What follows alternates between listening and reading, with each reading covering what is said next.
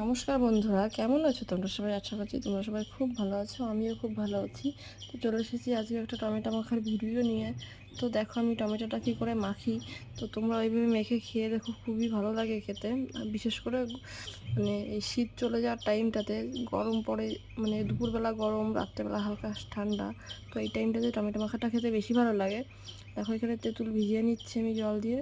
এটা একদম গাছ পাকা তেঁতুল ছিল, আমার ননদ বাড়ি থেকে এনেছিলাম। তো তারপরে দেখো আমি টমেটোগুলো কেটে নিচ্ছি। টমেটোগুলো কাটা হয়ে গেলে এরপর ধনেপাতা আর লঙ্কা এইগুলোও কেটে নেব। তো ধনেপাতা লঙ্কা কুচি করে নিয়ে নিচ্ছি দেখো। তো এখানে ধনেপাতা, কাঁচা লঙ্কা, লেবুর পাতা এগুলো সব মানে ওইগুলো কুচি করে নিয়েছি, আর লেবুর পাতাটা একটু চিনি নিয়েছি। তারপরে এর মধ্যে লবণ দিয়ে দিলাম। তারপরে যে তেঁতুলটা ভিজিয়ে রেখেছিলাম, এখন তেঁতুলটাও দিয়ে দেবো।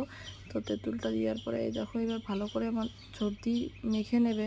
আমি আর মাখিনি, কারণ আমি লঙ্কাগুলো কেটেছিলাম বলে খুব হাত জ্বালা করছিল।